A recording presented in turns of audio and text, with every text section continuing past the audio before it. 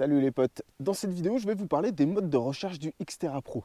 Le Xterra Pro il possède 6 programmes préenregistrés en usine qui vous permettent d'avoir un appareil qui est pré-réglé pour des situations données assez précises et ça vous permet de gagner en confort de détection mais surtout de vous faciliter la détection.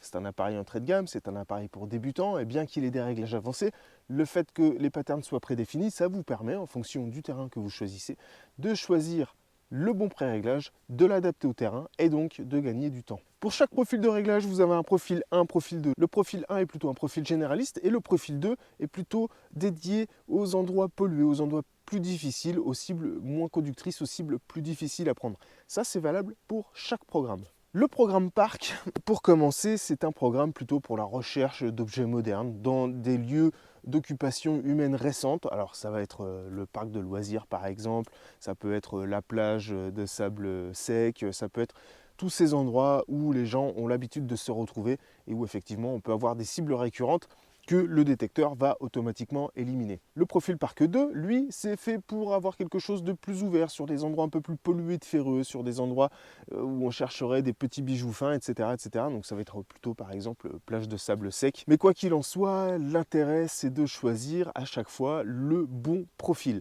Si vous commencez avec le Parc 1 et que vous vous rendez compte que c'est pollué, eh bien basculer sur le Parc 2 qui sera plus sensible et peut-être un peu plus chantant, moins facile à utiliser mais qui vous permettra de trouver plus de choses. C'est exactement la même chose pour Champ, sauf que Champ c'est un programme qui est dédié aux artefacts, plutôt monnaie ancienne, plutôt bijoux anciens, des objets un peu plus en profondeur, des objets qui sont généralement dans des endroits un peu plus pollués. Donc le profil de recherche est un petit peu plus ouvert, un peu plus chantant. Que vous soyez sur profil 1 ou profil 2, vous allez pouvoir accéder à des terrains plus difficiles que ce que propose le programme Parc. Le champ 1, lui, va être un petit peu plus fermé, un petit peu plus stable. L'idée, c'est de gagner du temps, de faire de la surface avec un confort certain d'utilisation. Le champ 2, lui, va être beaucoup plus ouvert, beaucoup plus chantant. On n'a pas du tout la même gestion sonore. On va avoir quelque chose de beaucoup plus parlant, beaucoup moins confortable de l'utilisation. Par contre, c'est vraiment optimisé pour rechercher plus de choses dans les milieux difficiles. C'est généralement le champ 2 qu'on va privilégier lorsque vous arrivez sur des champs qui commencent à vous faire sortir cartouches, ferreux, etc. Ou quand vous allez aller dans les vignes, par exemple. Bref, tous ces lieux d'occupation, tous ces lieux de travail qui sont généralement très pollués. Si vous êtes dans une prairie ou dans un champ qui ne vous pose pas trop de problèmes avec les ferreux, eh bien, vous pouvez redescendre sur champ 1 sans aucun problème. Pour la plage, eh bien, c'est un petit peu le même principe. On a un programme qui est dédié à la plage sable sec plutôt, et puis on a un programme qui va être dédié plutôt à la plongée. Alors, je ne suis pas un expert de plage, donc c'est très difficile pour moi de vous parler des modes plage, mais quoi qu'il en soit, c'est toujours le même principe que ce que je viens de vous expliquer pour les programmes continentaux. Vous avez un programme un peu plus fermé, un peu plus facile d'utilisation, et un programme un petit peu plus chantant, un petit peu plus ouvert. Sur les deux modes plage, vous aurez une stabilité assez extraordinaire puisque l'appareil va soustraire le seul conducteur et vous éviter ainsi des faux signaux récurrents dus justement à la conductivité du sol. Alors je ne vais pas vous faire de démo de ces programmes dans cette vidéo, je pense que ça ne sert à rien, je vous ai dit l'essentiel. L'idée après c'est pour vous d'aller tester sur le terrain et d'adapter justement ces programmes aux conditions réelles du terrain. Parce que on peut vous dire il faut régler comme ci, il faut régler comme ça, c'est le meilleur réglage ci, c'est le meilleur réglage ça. En fait, le seul qui peut déterminer quel est le bon réglage pour votre terrain, eh bien, c'est vous en situation. C'est trop facile de vous dire sur internet, régler comme ci, le meilleur réglage c'est ça. Ça n'existe pas, c'est du flan.